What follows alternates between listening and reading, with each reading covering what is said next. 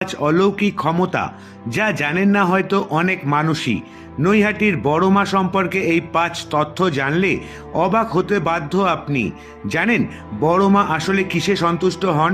জানুন, নৈহাটির বড় মার অলৌকিক ক্ষমতা আছে।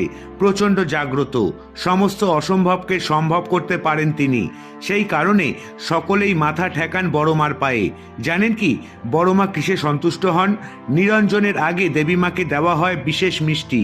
ভবেশ কালী থেকে সকলের বড় মা।